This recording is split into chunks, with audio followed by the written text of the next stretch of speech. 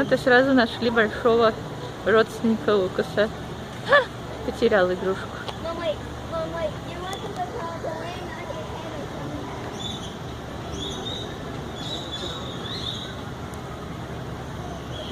Что тут еще? Там вот змея лежит.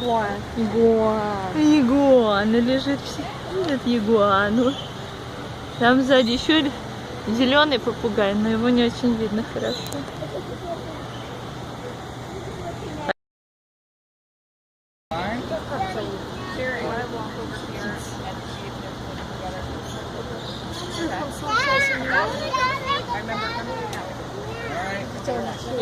Что ты говоришь, это? Это не черепаха, это которая земная еще. А, ну земная черепаха, да?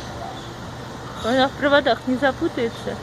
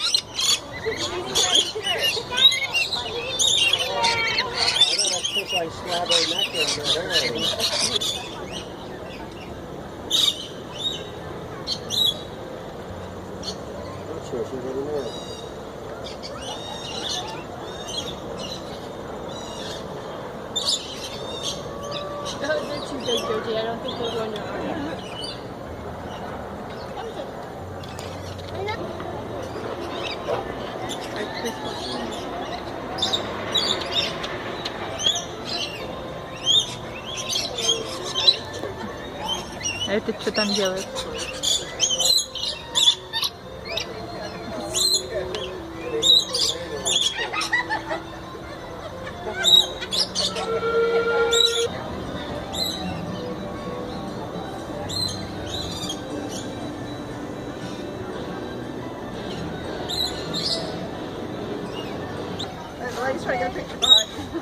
No, no, it's fine.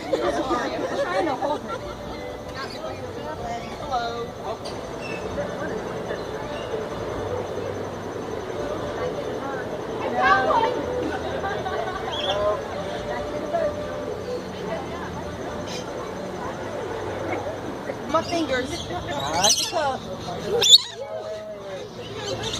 Oh! Yeah. You bit my hand. Ah! Scared the crap out of me. Don't bite my fingers.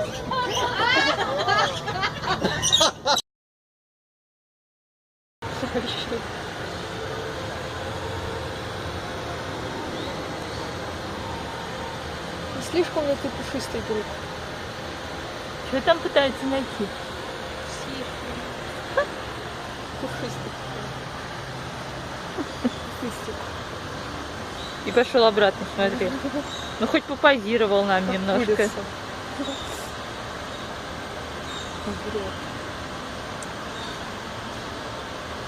Хочу. Хочешь такого? Да.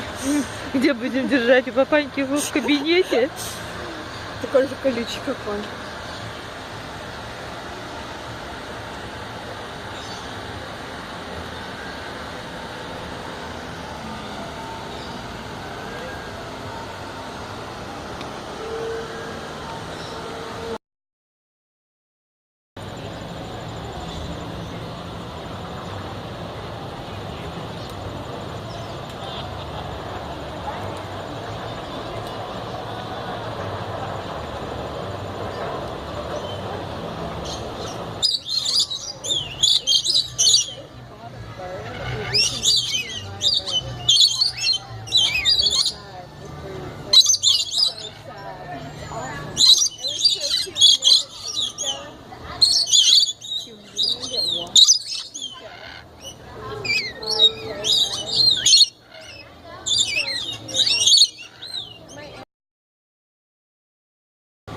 Волки.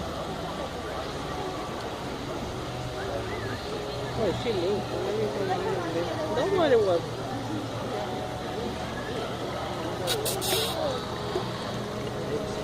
Looking like it.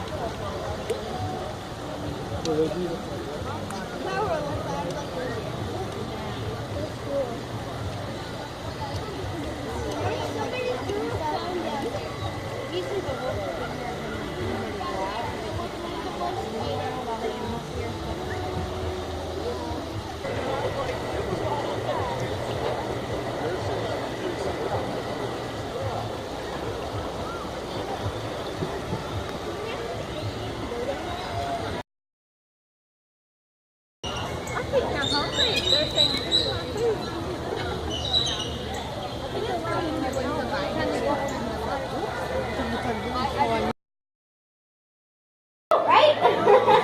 Now she does get a bad rap because they're often blamed for the death of songbirds that we see at our backyard feeders. But the number one killer of songbirds is it's the cat. That's exactly right. So if you guys have cats at home that you let outside, make sure to put a bell on their collar and you can give those birds a fighting chance. And don't blame that cute little fox. Now, speaking of cats, they are the most cat-like of all the canine species.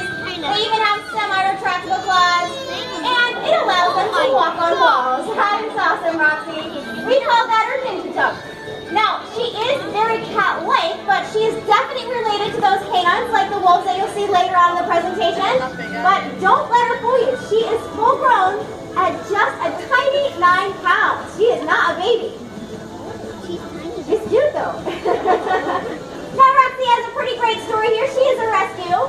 She's actually here from California. She was found in an abandoned den site, and the red fox is not native to California, which is why we were lucky enough to have her here at Busch Gardens.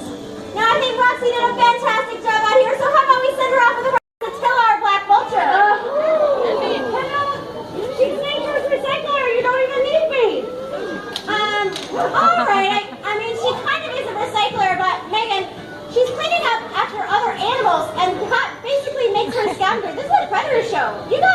Yeah, Attila, thanks for cleaning up, and get Megan off stage. Megan, I'm gonna need you to come get the cup, because she certainly doesn't recycle plastic. Yeah, I know. All right, ow. Now, get control. Now, you might recognize Attila. We do have black vultures right here in our own backyard, and they are really beneficial. A black vulture like Attila. Keep going. All right. We're all on Megan's schedule here. So, like I was telling you guys before, Diane and Attila are both diurnal, which means they're awake during the day. But birds of prey are extremely diverse. And this next bird hunts at the dead of night. Oh. This is Cupid, and he is our North American barn owl. And these guys are cavity nesters. So he will often sit back in that dark kind of corner of the box. He really loves it back there. That's where we most often see owls, is kind of nesting back in cavities. But I think he might need a little bit of encouragement from you guys. So let's hear for Cupid. He's all the way in the back of the box up there. You can close the door. This is a good show, guys, right? All right, how about we try that over again? This one hunts at the dead of night.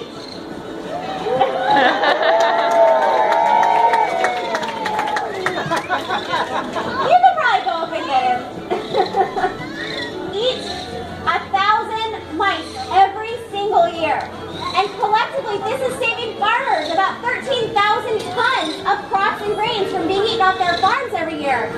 Which really means that they're saving those farmers and us at the grocery store a ton of money.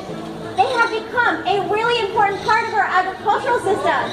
Farmers actually love barn owls. They will put up nest boxes all over their farms to encourage them to live and hunt there. So we like to say that an owl is definitely a farmer's best friend. Thank you, Ben. Now, if you guys would like to get a really close-up look at him, Megan is his top predator. Now, gray wolves like Kai here, they prey on large, hooved animals like elk and caribou.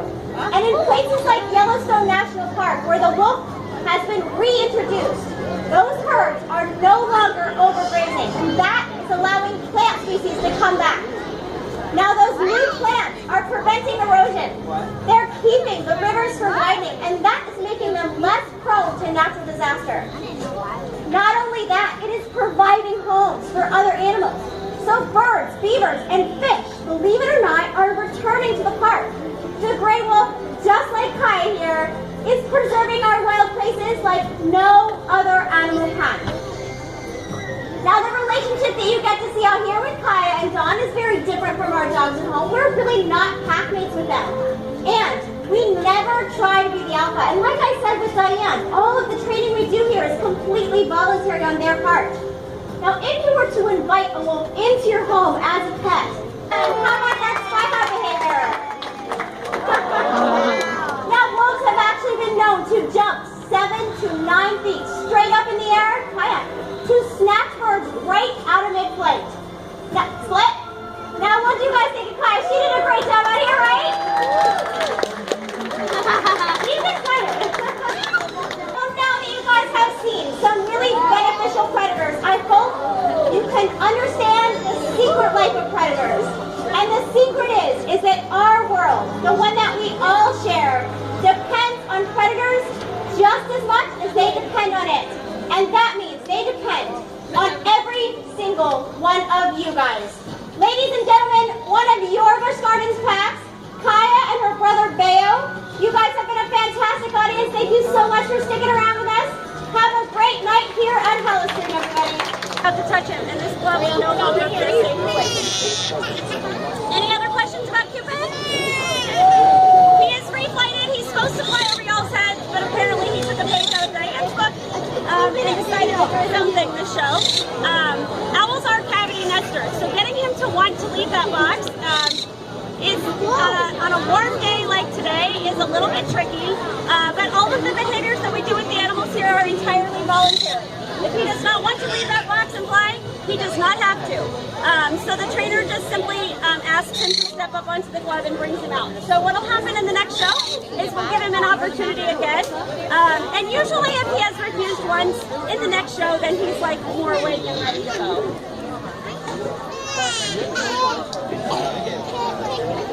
He can fly. You want to see his wings? Woo, there they are. Not right now. He flies.